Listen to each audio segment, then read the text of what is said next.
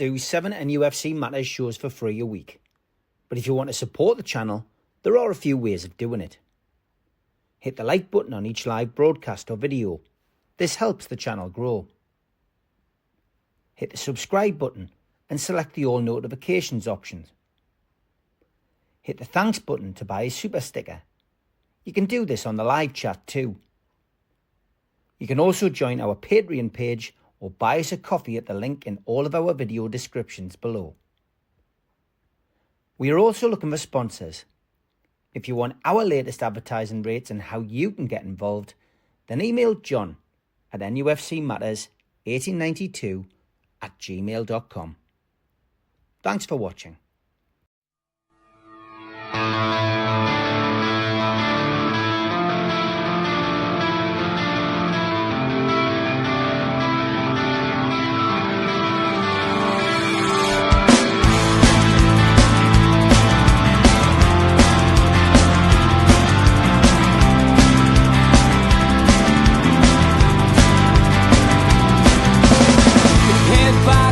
Critics attack. It feels like I've been talking to myself again.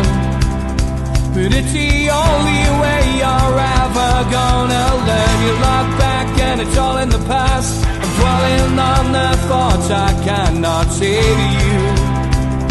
If I don't say the words, then maybe it's not true. And it feels alright when they come and say to you, you're the only thing that makes us all believe. Hello, welcome along to NUFC Matters. It is another Those Were the Days, and it is part 2 of the captains at Newcastle United with Gobsmack George. George, over to you, mate. Thank you, Steve. Thank you. Doing these series of things has been a pleasure because it reminded us so many great games and great people. But all I'd say to the viewers is that, of course, these are my selections, and even Steve and I have talked about, who he'd have, and he was guessing who I would pick because he knows me very well. So it's been something of a pleasure, and it's by no means the end of it, if you like this. I'm sure there's lots of others who would pick differently. Anyway, let's get on with the matters in hand. And the first one today in part 2 is of course none other than the Newcastle favourite, even now, Alan Shearer, who was appointed captain by none other than Bobby Robson. Bobby Robson came in as manager. Team was on a low, and many of us thought heading for the championship. Shearer's game was on a low. He hadn't scored many goals and wasn't. But then come Bobby and pep talk from him and talk to Shearer about keeping his chin up and taking his career forward, and how the pair of them would take Newcastle United forward.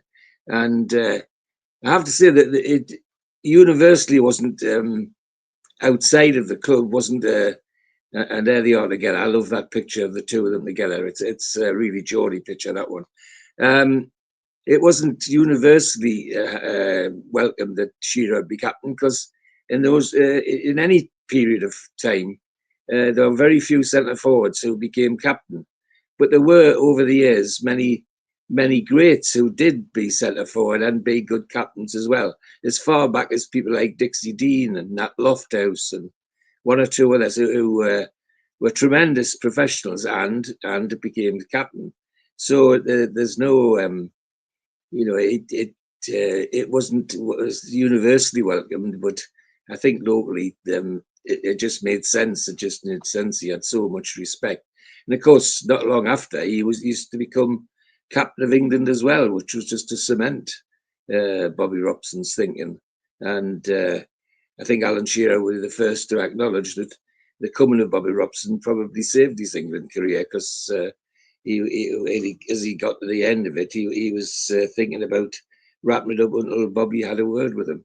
Anyway, Alan Shearer's career is an interesting one. Anyway, started at Wallsend Boys Club, missed by Newcastle in one of their youth setups, but picked up by Southampton, who had a knack of picking up one or two lads from the northeast, and indeed a great friend I played with in the days called Kelms Wimshurst was a coach at Southampton when she was coming through their youth academy, and he was in no doubt that Southampton had a gem on their hands, and so they did. So as this teenager burst into the Premiership, scoring goals for Toffee, and it was unusual the goals he was scoring, but he was scoring hat tricks, not one or two, but quite regularly, and naturally enough, it brought lots of interest to the four people who would like to talk to Alan Shearer about going elsewhere. However, there's one Southampton story I remember about Shearer, which he tells far better than I can, and he remembers he'd been in the team. It was his second season in the team, even though he was still a teenager, and they were going out to play at the Dell, the old Southampton ground, against Nottingham Forest. He was standing in the tunnel waiting to go out onto the pitch when he suddenly felt a shock and pain in his backside. And he looked around, somebody kicked him in the backside. And when he looked closer, it was a man called Brian Clough, the Nottingham Forest manager. And Alan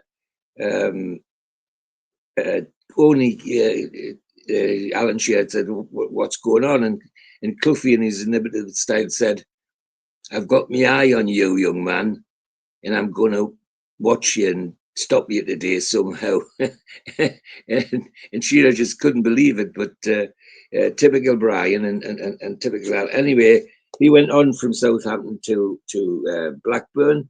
He played 118 games for Southampton with 33 goals, which is not a bad record. He went to Blackburn in 92 and stayed till 96, and was just setting the Premiership on fire. But not only that, the guy that owned Blackburn, Jack Walker, was pouring money into the club and buying lots of steady players, and he partnered him up with his centre forward partner, was whose name is now suddenly raced away from my mind. Chris Sutton, who we now see on television a lot, and they were deadly, absolutely deadly. And the net result was they won the title. Now Alan wasn't the full-time captain of Blackburn. That was Henry, the big centre half. But if Henry was missing, they used to hand the armband to Alan as the stand-in captain. And then after 1996, he finally decided to come home to Newcastle, and tremendous occasion. And there's his typical celebration after he scored.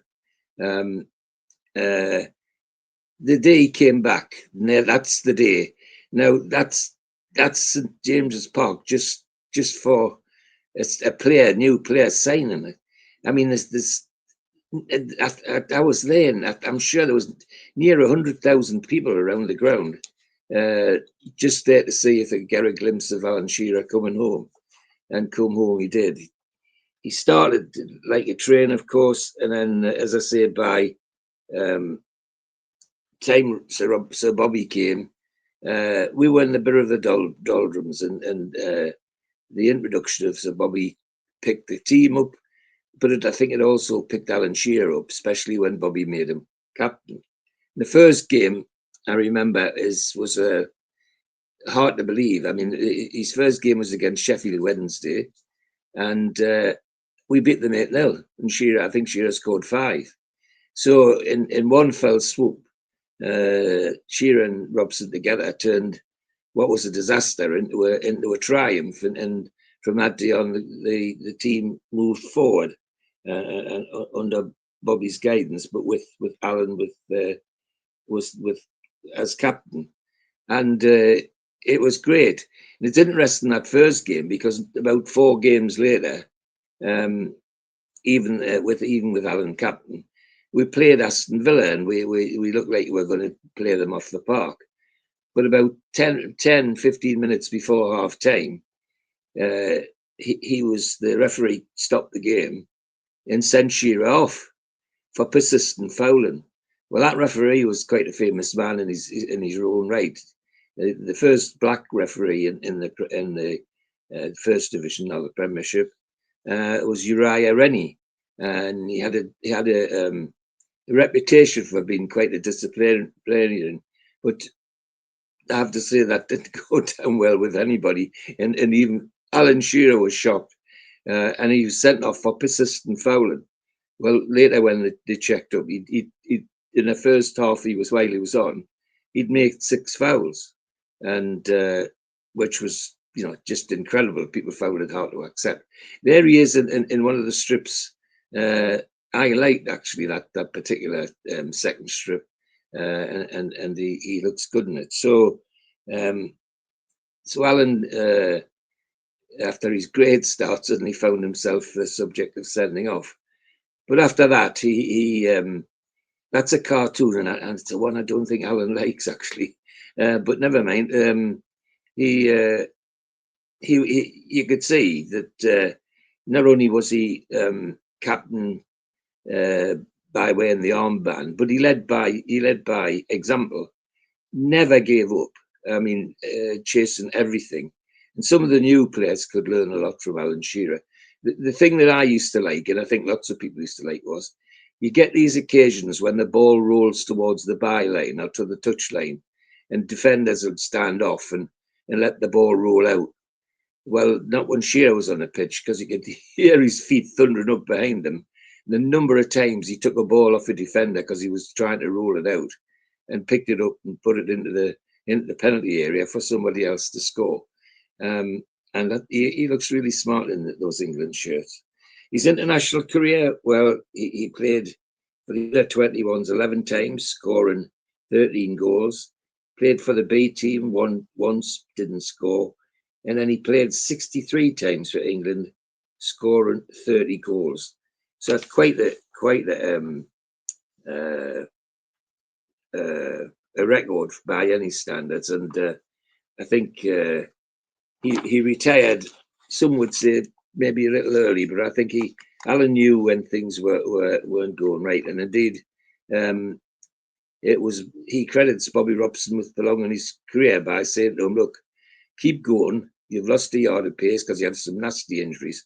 That one, particularly bad one, I think was at Everton, and I think he was thinking of giving up then. And then Bobby said, "Well, we'll put you in, and we'll let somebody else do the running for you." And that's when we got Craig Bellamy to support the attack and support Shearer. And it was a great partnership. It worked wonders for the team. So, as I say, not a universal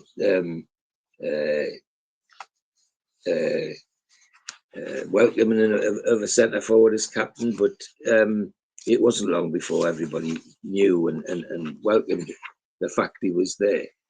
And it's also interesting when doing these things, when I do the research, there's usually 2 or 3 sheets of paper for me to look at, and it was Shearer, and there's him and his statue together, which is fantastic. With Shearer, I've got a huge sheet of paper in my hand. I could sit here a full hour just talking about Alan Shearer off the players I've got, but I'll not do that for you. I'll let you do some work for yourself. But a good captain, not just a good captain, a great captain, because he led by example. And I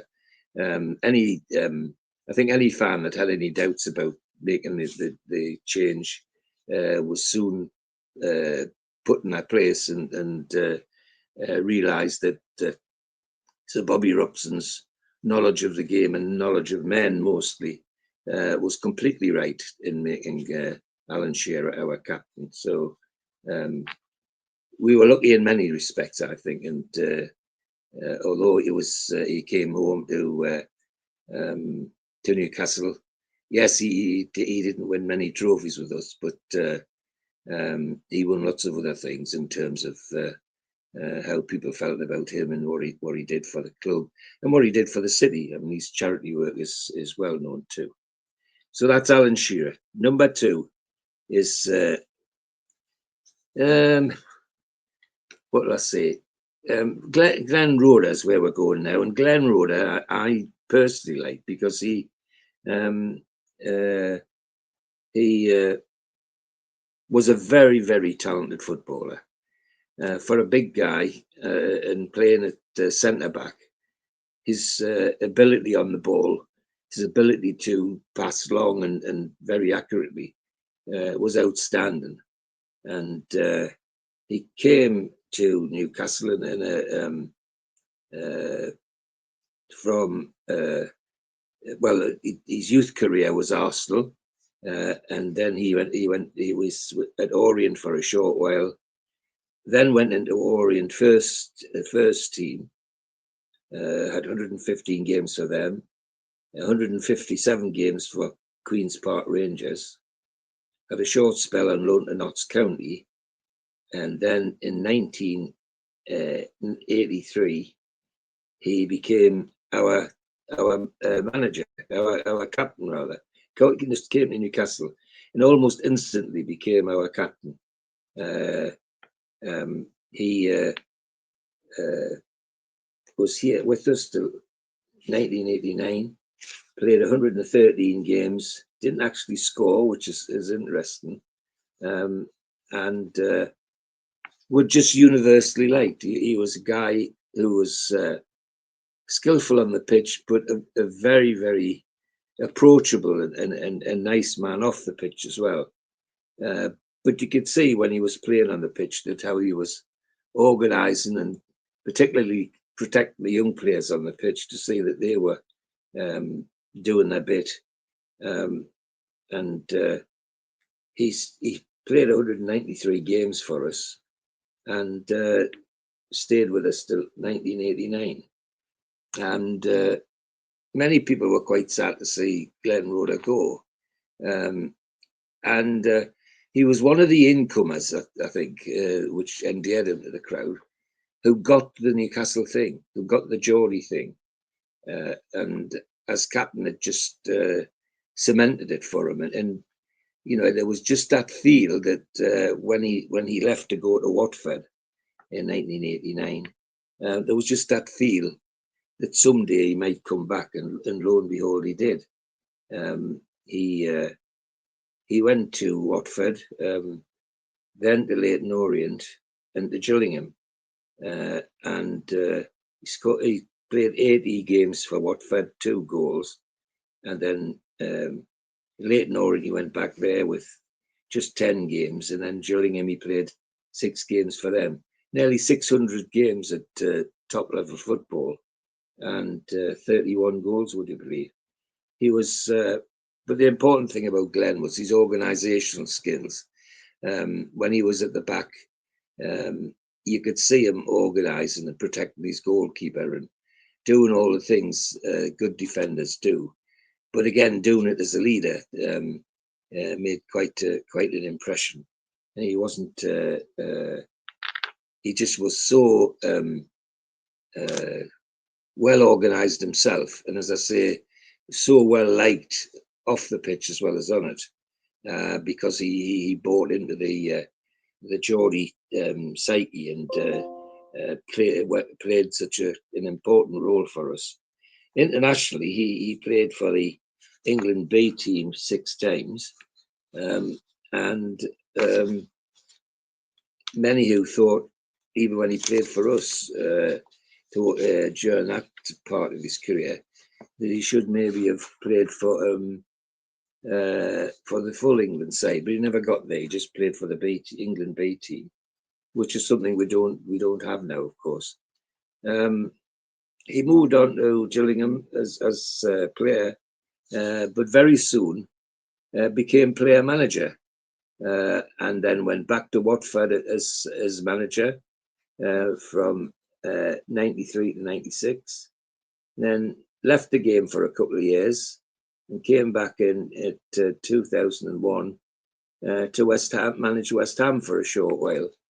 And then it's just happened that we were in need of a manager in 2003, and he was persuaded to come back as our manager then, and stayed there till 2007. It wasn't a long, distinguished managerial career, but still he carried it out with dignity.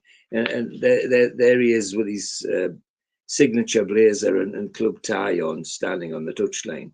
He wasn't the sort of manager that went on the touchline in a tracksuit. He always was really smart and with his best togs on, as he was when he was captain of Newcastle United.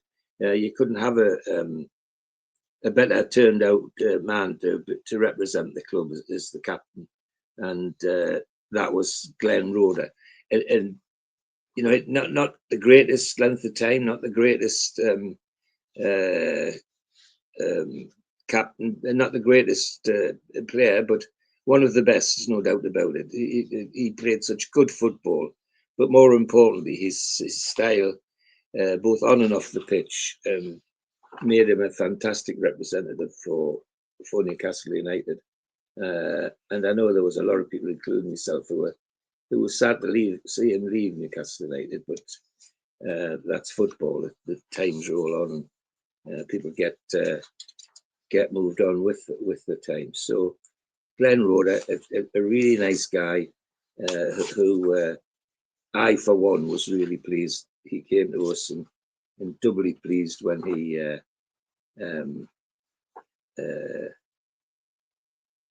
he did, of course, the one club accolade he got, of course, is we won the Intertoto Cup, which is not necessarily one of our finest moments, but it goes down on his record as something that we did do. Anyway, we move on, and the next choice is one of my favourites as a player, and as a captain in some ways, and that was Fabrizio Colocini, Argentinian, who came to play for us under Shearer's management style. And there he is playing for Argentina with his classical, that's typical of Colocini. He's hair all over the place, but he certainly made his own style, both on and off the pitch, and became a very popular player at Newcastle. His debut, interestingly enough, as a player was at Manchester United. He kind of stepped off the plane from Spain, where he came from, and straight onto the pitch at Manchester United in our back four, back three, to face Wayne Rooney. And I've got to say, I was one of a number of fans who were shuddered by that, that have an untried player suddenly come on and be playing against England centre forward of the calibre of Rooney, and we thought he might struggle. Far from it. He played Rooney out of the game, and really gave himself a good start to his career at Newcastle. His career is a long one, starting at Boca Juniors, AC Milan, loan to San Lorenzo, loan in Spain to Alvarez, Atletico Madrid, Villarreal. So his experience in Spain was enormous. And he was at Deportivo La Coruña, who he'd played for 105 times, when Newcastle persuaded him, Kevin Keegan persuaded him to come to Newcastle United as a player. He was with us till 2016, and played 248 games, scoring 6 goals. But during the time with us, in the middle of that period, he became captain. And he was a very, very popular captain, both with fans and with with his teammates, wearing a shirt that I particularly liked. I don't know whether that's peculiarity of mine, but I like that double yellow shirt. Anyway, Colaccini, as I say, became a very, very popular, very talented player. And for a centre back, on occasions he would pop up and score the odd vital goal for us as well. And from 2008 to 2016, he was a fixture in the team, and such a talented guy. Occasionally, odd times he played when the team was had injuries or was stuck. He played right back, but even there, his talent shone through, as did his leadership as captain. And we were lucky to have him at the period that we did. And there's no question he was one of Kevin Keegan's favourites. He was with us till 2016 when he moved back to San Lorenzo, and then went back to South America in 2021. But throughout his time at Newcastle, he was very well liked, and there are a number of fan songs that were made for him, some of which I won't repeat on here at this time of the night in case there's any youngsters decide to have a look at this. He went back to his international career was extensive, 30 caps with Argentina. His then went into management at Villianza back in Argentina, assistant at Guambabana, assistant at Boca Juniors, and assistant in Nicari, all big South American teams. But I don't think it surprised anybody at Newcastle that the way he was as a player, how popular he became, the way he was as captain, how both on and off the field he's a very, very pleasant guy, easy to get on with, and very well liked by the fans. He was, how could I say, not a lot of fuss, not a lot of remonstrations. I mean, some modern captains, they find that when they're looking to get the fans going, that their hands are waving at the fans, and then Colaccini decided that he would do it his way, and he did it, set by example by how hard he played and how well he played. And I think certainly, I think amongst the fans at the time, a very, very popular captain. And another person from overseas who loved buying into the Geordie dream, and left his legacy because of it, because he certainly was one of the more liked players and captains of our time. Now we move on to another one, Jamal Lascelles, who was born in Derby in the Midlands, 6'2", very, very beefy centre back, and he of course is still with us as club captain, and allowing someone else to be team captain. And it's a measure of Jamal Lascelles that works quite well for us, and gives him credit. Came to us from Nottingham Forest along with his goalkeeping friend Carl Darlow, and Rafa Benitez brought them in, and he's turned out to be quite a servant in Newcastle United. And again, another popular player and captain on and off the field. His history of captain is an interesting one. He'd been with us not too long. When in mid-season we went to do our usual pre-season friendlies, and we went to Leyton Orient and got slaughtered by Leyton Orient, and 5-1.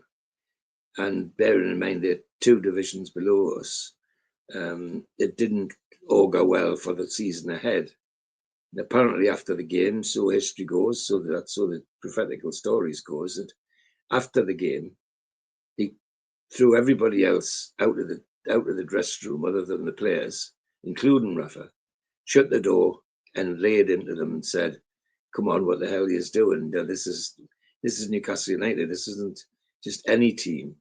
And bearing in mind there were other senior professionals in the dressing room other than him, people like Alan Smith and others.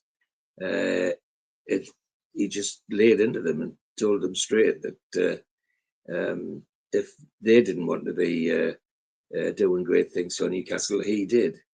And the story goes is after that session, Rafa made him captain. And what an inspirational choice that was, because after that, he really did cement himself as a very popular captain, very popular centre back, and he had a knack as a centre back throughout this period, especially when we were in the Championship and fighting to get out, to score some vital goals as well. He'd come up for corners, usually late in the game, and quite often he would rescue the team from quite a difficult situation. He was at Nottingham Forest from 2011 to 2014.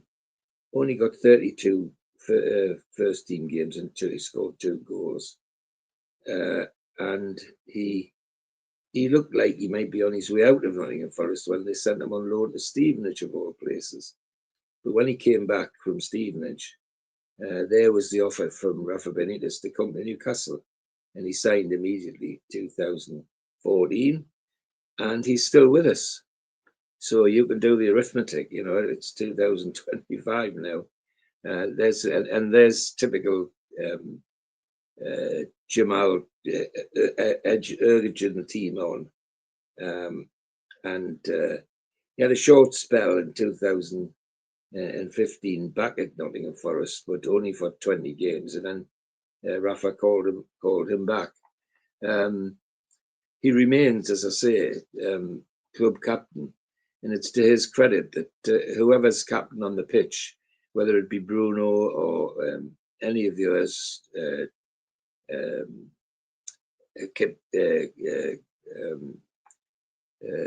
fullback, Kieran Trippier, if they've got the armband on and the time comes that Jamal Lascelles is substituted, it's very noticeable that those 2 professionals would immediately pass the armband back to Jamal. That's the sort of affection I think he's held in the dressing room as the captain, and he still plays a big part in welcoming new players to Newcastle United as part of their settling in process. He's played up to now over nearly 250 games and scored 13 goals for us. His international career was under 18s 1 cap, England under 19s 8 caps, England under 21s 1 cap, in England under 23s 2 caps. There are a lot who thought that when he was in his best form for us when we won the Championship and got back in the Premiership, that he was actually good enough to play for the England team. Just the people ahead of him were already settled in big names. But Rafa made no secret of the fact that on a number of times he recommended Jamal Lascelles to the England setup, and although it didn't come off, he he still remained a very important member of the Newcastle squad, and someone as a player I like, because he gave his heart, and still does if he gets on the pitch. There's no half measures with Jamal Lascelles. He'd try 100% plus when he's on the pitch, and even on occasions when we had our former manager, there are quite a few times that people thought that he prayed through injuries just to keep himself involved, and it says a lot for him. And I personally, both as a player and as a personality, like Jamal Lascelles, he's done lots for us. Still there, involved and helping the manager on occasions. And in my opinion, we've had the best of Jamal Lascelles, and he's done himself and Newcastle United proud in the time that he's been there. So we move a little bit closer to modern times now, and we've got a move up to Kieran Trippier. A surprise addition to the Newcastle squad. We were in a desperate state. The previous manager had dropped us into a relegation position, which any pundit on the television and the newspapers, the number of times I heard people like Craig Dawson, Hartson, and Merson, all the pundit names, who said just before Christmas that year that no team in the position we're in, I think we had 14 points, something like that, and hadn't won a proper game. No team in that position has ever survived. Even Jeff Stelling, who I like as a pundit, was saying, "Well, I think it's beyond them. They've gone." Our new owners were having to face the fact that, like everybody else, that there was a real possibility we'd go down. And Amanda Staveley went to Spain and spoke to Kieran Trippier, sold him the Geordie dream, and he responded by signing. Not only did he sign, he took I understand that he took quite a drop in wages from Spain, were coming from Spain back to England. But his impact on the pitch for Newcastle United was instant, and they very quickly decided to make him our captain. And what a great captain he's been. He's such a talented player. His career's born in Bury in Lancashire, and signed first. His youth career was with Manchester City for quite a long time, as a young boy up to his full professional career. Nearly 10 years in the City setup before he actually signed full-time professional. And from 2009 to 2012, he played in the Manchester City team. He went out to Barnsley on loan in 2010, and did again in 2011, played 9 games. And then he went to Burnley on loan and played 25 games. And then transferred to Burnley, where he played 145 games, scoring 4 goals. And 2015, he moved from Burnley to Tottenham, where he played 69 games and got 2 goals. And by now he was in the England setup as the right full back. And then 2019, he transferred to Atletico Madrid, where we picked him up. He was making such a fantastic career for himself in Atletico Madrid. He had great range of experience, and as a player, it was a standout skill sometimes, and organizer, and also something of a dead ball specialist. So, he was quite often getting the plaudits on the pitch because he was all taking the dead balls and very deadly taking dead balls and sitting them in the back of the net. As I say, very, very popular both on and off the pitch.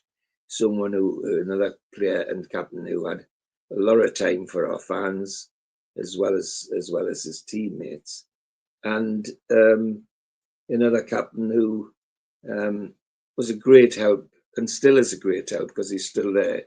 When new players were coming in to the club, when they went into the training ground at Benton, for example, in the dressing room and the lunchroom and that at Benton, Kieran Trippier was always there to say hello, shake their hand, and try and make them feel welcome. What can I do for you? That sort of thing. That sort of input from a captain is, in my opinion, is irreplaceable. It just makes him just that little bit more special.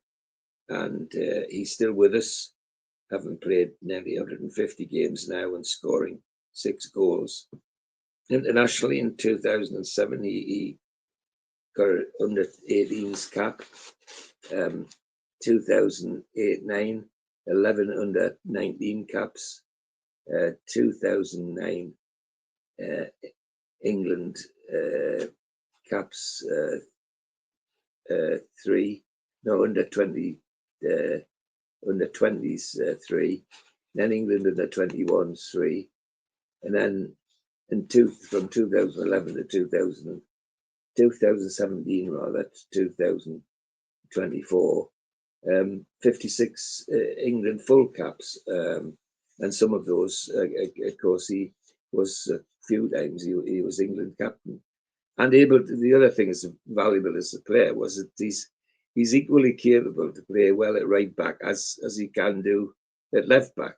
And that's a very valuable thing for both club and country. And he did it very successfully.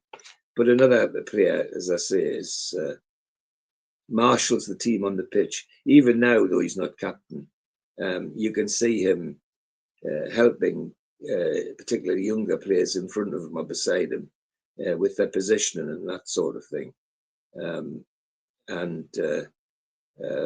I know, and I go to the match with Steve Hasty, and now a seat.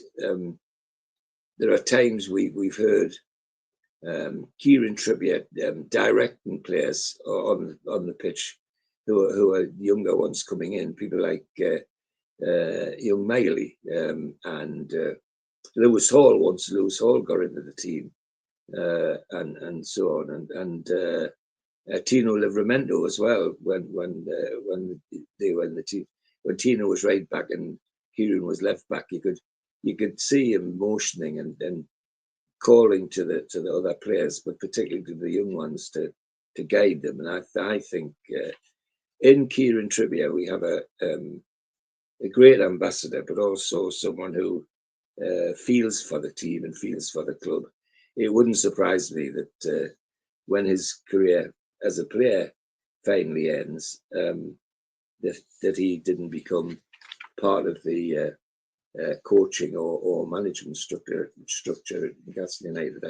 Whether he wants to do that, I don't know. But for me, people keep saying he's old, he's getting on a bit, he's 30 this, and I think because he's kept himself physically in top form throughout his career at Newcastle, I think he has a few more years in his legs to help Newcastle and guide us to wherever we're going. And I, for one, wouldn't be unhappy about that, because even if he stays as a kind of stand-in, I would be delighted to see him, because he's a very, very talented footballer with experience to guide others.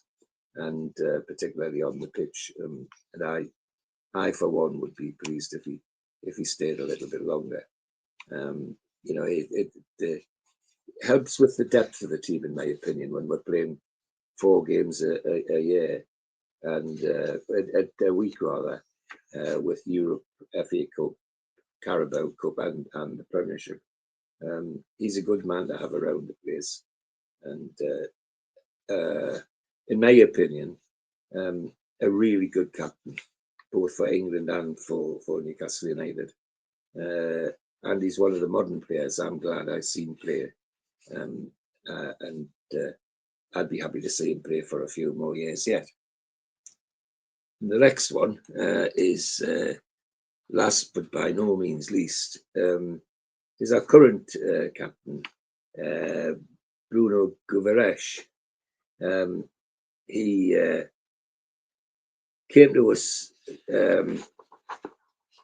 kind of from nowhere, really. He was making a name for himself in Spain, and we sort of transfer I enjoy, where we didn't really know he was coming. He was just there and on the pitch and holding a scarf above his head and doing all the pre-team publicity things. But I have to confess, in my ignorance, I didn't know anything about him at all, except he was a brilliant Brazilian international and highly thought of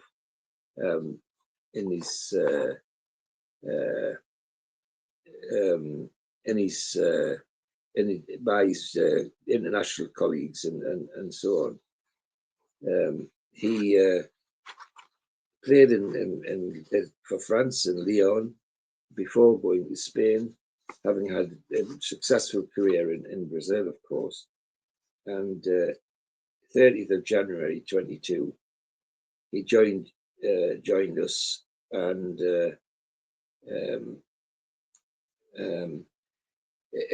anyhow, like others he brought in, Bruno wasn't thrown in at the deep end. He played a couple of times as substitute, and it was all of a month or more before he actually got his debut in the club, and because he was sure he wanted to get him integrated in the squad and all the rest of it. And it wasn't long before he endeared himself to the fans. It was an indication of how settled he was going to be, because from coming from Spain to us, when he first came, his English was dreadful. He struggled, but within 3-4 months, it improved tremendously. Until now, of course, he's has his English is impeccable. Certainly better than my Portuguese, which is his native language. But I'm told now that he speaks 5 languages. He speaks English, Portuguese, Spanish, German, and something else.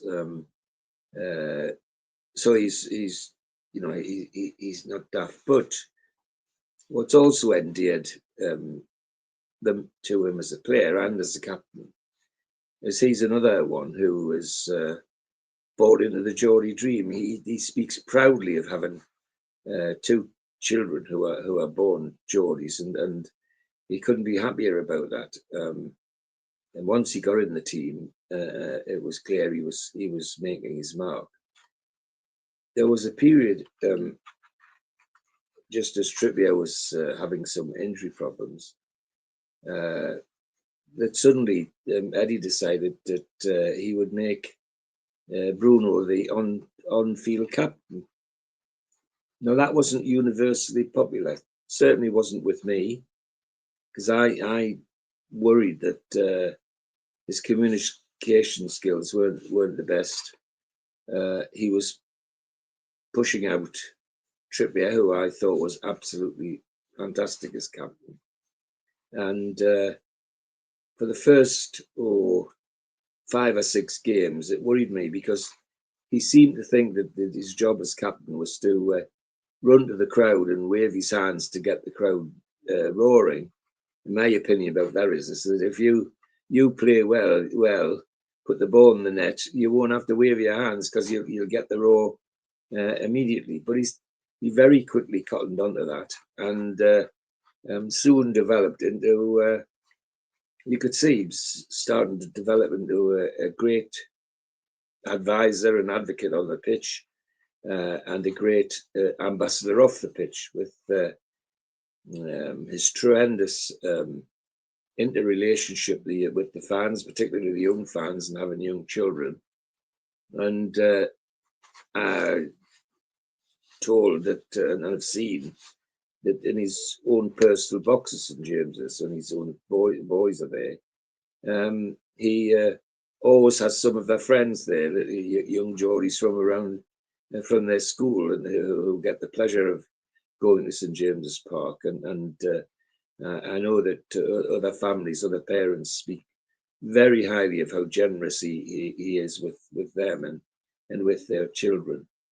And as I say, as a Geordie myself, I find it fascinating and a great thrill when I see incomers who cotton onto what Tyneside's about the family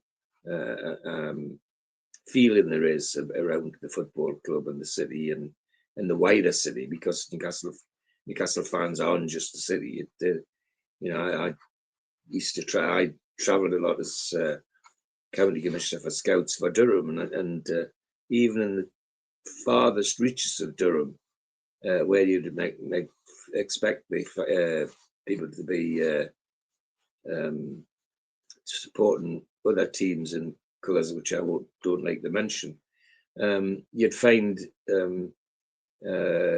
lots of Geordies. It was surprising. I used to be careful what I said, but you can suss it out very quickly. One of my most intriguing visits was to the little village of St John, which is right on the border of Durham and Cumbria. The next village of St John is Nenthead. You're well on your way to the Lake District then. And there are 3 pubs in St John. The top pub, which is Newcastle United, the middle pub, which doesn't have an allegiance, and the bottom pub, which is red and white. And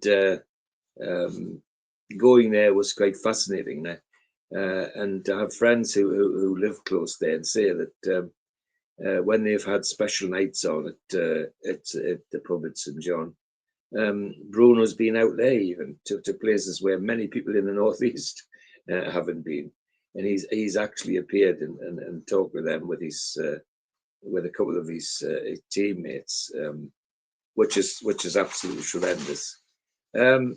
He now, of course, has the incredible accolade of captaining us to a cup win at Wembley in the Carabao Cup.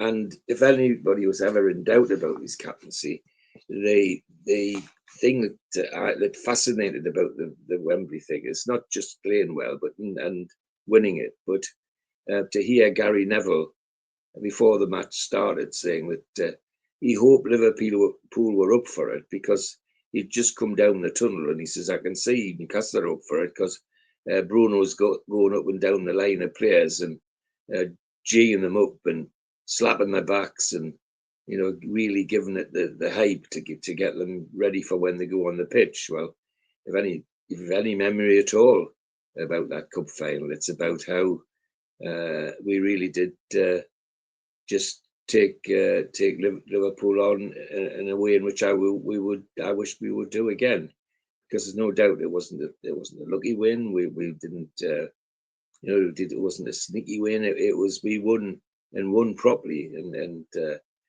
he was a big part of it. There's no question. So any doubts I have, I know, and many others as well, who had about Bruno being our captain, are long gone, and he has already made himself something of a legend. And Gary Neville, when he was in the tunnel, said that, he quoted, he said, even as I walked towards the tunnel, I could hear Bruno saying to the team, you go out as players today, win it, and you'll come back as legends. And that just so important attitude for the leader of any team, but particularly one who was captain of our team. And the reward he got and the team got for that day was that we outshouted, outsung Liverpool on the stands as well. Their famous song, "You Could Never Walk Alone," you could hardly hear it. And when they booed the national anthem, their boos were drowned by the cheers of Newcastle United fans. Things which are stuck in your memory and are as equally important to me, who's seen all the cup wins in the 50s and the FACup win.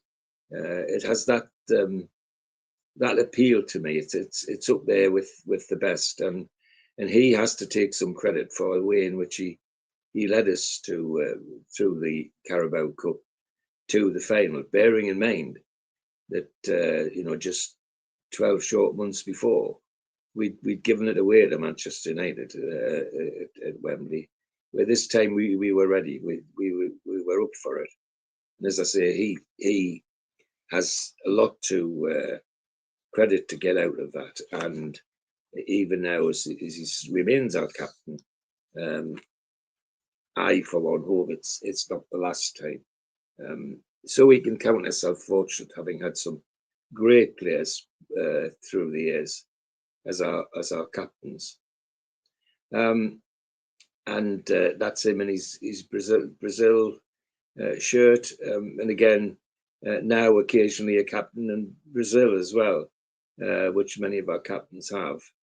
And that's him in his one of his Spanish clubs. No, it's Lyon. It's the French team he played for.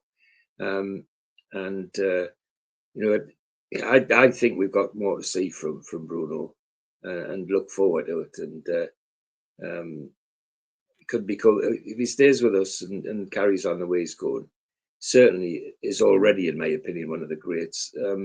Will become even greater and take us into places where I hope we've never been. But a pleasure to have him in our team, and a great honour, I think, to have him as our captain. So there's part two, ladies and gentlemen. I hope you've enjoyed it. There is, as you gather, are my picks, and I'm sure out there you might have ideas. And this is part two. Who knows? I think Steve and I might have an idea for part three, but let's get part two out of the way first. Thank you for watching. I do appreciate the audience, and do appreciate it when I see you outside when I'm going to the match, or I'm at the food bank, or wherever. It's a great thrill to say hello, and never be shy to come and say hello. So thank you for watching very much indeed. Great stuff, George. Thanks very much. We'll definitely do that part three that we talked about, and we'll get that sorted very soon. Take care, George. Thank you, Steve. Thank you, everybody. A big thanks to all our sponsors, Skips and Bins. You can find them at their website, skipsandbins.com. Contact them at www.skipsandbins.com/contact. Say hello to low-cost waste disposal with pay-as-you-go and contract waste management. A big thanks to Mr. Vicky's Sauces, handmade in Cumbria. You can find them at their website, mrvickies.co.uk, email info@mrvickies.co.uk, or telephone 01768 210 102. Thanks to our fanzine sponsor, United Group Travel. There are no strangers on our tours, just friends you haven't met yet. 2 crew driver and courier, local family company, 3-star plus quality hotels and no interchanges. Hot and cold snacks and drinks available on the coach, all excursions included. Their website, unitedgrouptravel.com, email beverly.ugtl@gmail.com, telephone 01670 632 460 or 0791 666 4174. Just £30 per person deposit. Thanks to Media Arts for all the help with the technical side of things. And if you like listening to us as a podcast, you can go to Sports Social Podcast Network or to iTunes, Spotify, or other podcast providers. If you want to support the show, then hit the subscribe button. It's free. We do 7 shows a week.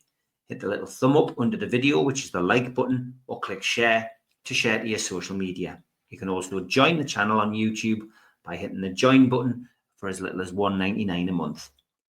If you want to become an NUFC Matters member, you can go to nufcmatterspodcast.co.uk. It's a £25 one-off fee. You get your pen, you get your badge, a key ring, you get your beer mat and your fridge magnet and your membership card, nufcmatterspodcast.co.uk for that. And we have an event early next year, 13th of February 2026, an evening with Beardsley, Waddle and Gascoigne takes place at the Tyne Theatre and Opera House. To buy your tickets for that event, go to the box office 0191 243 1171 or tynetheatreandoperahouse.uk.